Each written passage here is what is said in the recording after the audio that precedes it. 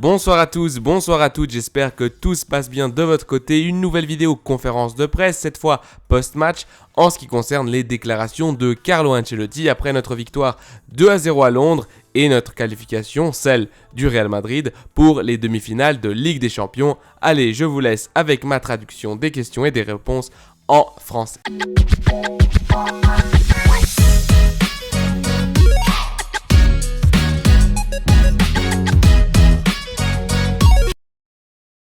Question numéro 1 au sujet de l'aspect général. Comment avez-vous trouvé la rencontre? Cela a été un match difficile, compliqué comme c'était prévisible. Prévisible parce que lorsque tu arrives sur ce genre de rencontre, l'adversaire essaye de faire le max, d'essayer de tout faire. La vérité, c'est que Chelsea a été très bien durant la première mi-temps, durant laquelle nous avons eu beaucoup de problèmes. Courtois nous a aidé à maintenir le score nul et la deuxième partie a été un match beaucoup plus complet avec bien plus de qualité.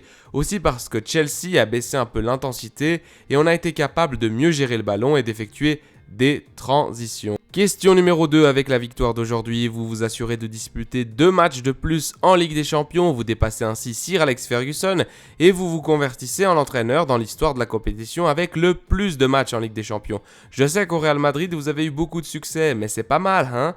Carlo répond, c'est un honneur pour moi de me rapprocher d'un si grand entraîneur, une personne fantastique comme Alex Ferguson. Je suis honoré et heureux de pouvoir m'approcher de lui. Question numéro 3, on dit que le Real Madrid est en demi-finale, encore une fois. Un jour de plus au bureau pour le Real Madrid. J'imagine que pour vous, en sachant ce que cela coûte d'arriver à une demi-finale, vous vous revendiquez, c'est très compliqué. Et Carlo interrompt le journaliste. Je crois qu'on est arrivé à une période, en ce moment, dans cette période de la saison, l'équipe va très bien. Et je crois qu'on a bien travaillé pendant cette période. L'équipe est au max, très motivée, concentrée. On réalise bien plusieurs facettes du jeu. Défensivement, nous sommes très solides. On prend peu de buts. Et atteindre une demi-finale, c'est toujours un succès parce que cela te permet de penser et de rêver que tu peux gagner une autre Champions, une Ligue des Champions, que tu peux atteindre une autre finale. Question numéro 4. Il y a quelques mois de cela, on vous questionnait dans une conférence de presse au sujet de Rodrigo qui habituellement, lors des grands matchs, c'était l'homme qui sortait du banc. Vous commentiez à l'époque que ce n'était pas parce qu'il n'avait pas les capacités pour être un titulaire, mais parce que sûrement vous gardiez une dernière balle, un très bon recours pour les deuxièmes mi-temps. Durant les 3 importants derniers matchs, le match de Copa, le match retour et le match aller du coup contre Chelsea, il a été titularisé. Il a fait ce saut. J'aimerais que vous analysiez l'évolution de la saison de Rodrigo. Et qu'est-ce qui s'est passé? Vous lui aviez dit 2 mots avant qu'il marque les 2 buts? Carlo répond, la discussion qu'on a eue, c'était au sujet d'un problème défensif. Parfois, on devait réajuster un peu mieux la position sur le terrain. On a souffert un peu parce que quand on a le ballon, je ne peux rien lui enseigner à lui. Le match de Rodrigo aujourd'hui a été un match moins bien que les autres parce qu'il a déjà fait des matchs spectaculaires. Mais son match a été d'une effectivité extraordinaire aujourd'hui. Le travail qu'il a fait durant certains matchs, dans lesquels il n'a pas forcément marqué, même s'il n'a pas marqué, il avait marqué la différence. Il avait fait la différence. Aujourd'hui, il a terminé le match avec 2 buts dans un quart de finale. La vérité, c'est que dans ce club, on a la chance d'avoir des jeunes qui ont, entre énergie et qualité, quelque chose de spectaculaire. On a un effectif de jeunes qui nous donne beaucoup de confiance pour le futur.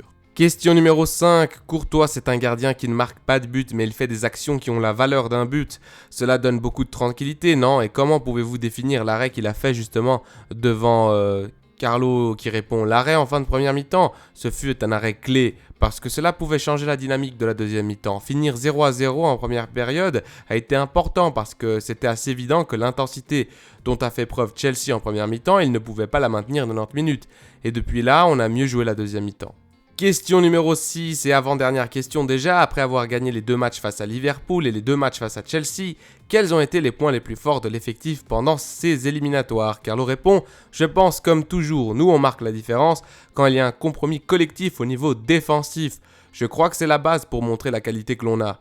On a beaucoup de qualité, mais je crois que le compromis collectif, je pense qu'au cours de ces 4 matchs, on a encaissé uniquement 2 buts durant les 10 premières minutes de Liverpool, mais... Et après, on a été très solide derrière et cela nous aide beaucoup. 7e et dernière question d'un journaliste britannique. Je me demandais si vous pourriez développer un peu plus ce qu'il s'est passé en première période lorsque Chelsea a créé des occasions. Pouvez-vous expliquer d'un point de vue tactique? Était-ce simplement le fait que Chelsea ne pouvait pas maintenir cette énergie les 90 minutes ou était-ce quelque chose de plus tactique? Carlo qui répond avec un anglais qui est vraiment pas mal. Carlo qui parle plusieurs langues et ça m'impressionne. Carlo répond donc: je pense que l'on a beaucoup souffert dû au positionnement de Kanté qui n'était pas juste.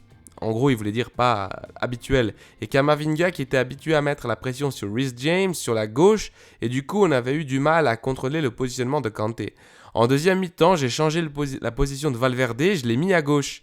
Et en passant Valverde à gauche, et nous étions bien mieux ensuite parce qu'au niveau de la position en première mi-temps, Modric restait beaucoup sur Enzo. Et du coup, cet espace n'était pas proprement couvert. Et Camavinga a souffert en 1 contre 2 ou 2 contre 1 comme vous préférez. Et nous avons reçu 6 centres de ce côté-là, du côté de Camavinga. En deuxième mi-temps, c'était beaucoup mieux. En gros, Carlo Ancelotti qui dit, eh bien, justement, il y avait ce Kanté qui était positionné ici comme presque milieu offensif droit, et c'était pas habituel. Du coup, Camavinga qui devait à la fois prendre les montées de Kanté et les montées sur le couloir de Reece James. Alors là, c'était très difficile pour lui, déjà, il n'est pas latéral gauche, mais en plus de ça, contre 2 joueurs. Et du coup, ce que j'ai fait, c'est que j'ai interchangé la position de Modric qui est passé plutôt milieu droit, on va dire milieu centre mais à droite, et Valverde qui a beaucoup plus de reins, qui a beaucoup plus de poumons, qui est allé se positionner en milieu centre mais gauche et qui a aidé beaucoup Camavinga. Très intelligent de la part d'Ancelotti. Cette vidéo touche à sa fin, merci beaucoup d'avoir écouté ce contenu. S'il vous a plu, si vous avez trouvé ça utile, n'hésitez pas à vous abonner, n'hésitez pas à suivre cette chaîne. En tout cas, pour tous ceux qui sont abonnés récemment, merci beaucoup. J'ai eu du mal à faire cette vidéo conférence de presse post-match parce que je ne trouvais pas une conférence dans laquelle on entendait très bien les questions et d'ailleurs, certaines étaient assez compliquées à traduire. Notamment parce que les Espagnols adorent poser des questions et faire des histoires à rallonge avant d'aller droit à la question. Bref, ce n'est pas grave. Le Real Madrid s'est donc qualifié 2-0 contre Chelsea. Du coup, il est en demi-finale. Et ce soir, même si là c'est déjà tard, le Manchester City de Pep Guardiola a réussi à se qualifier lui aussi en demi. Du coup, ça sera notre adversaire. On va réaffronter Manchester City et on devra les taper. Mais il y a le temps pour faire des vidéos sur ça. Donc du coup, merci beaucoup. À la Madrid y nada más. Prenez soin de vous et des vôtres. Allez!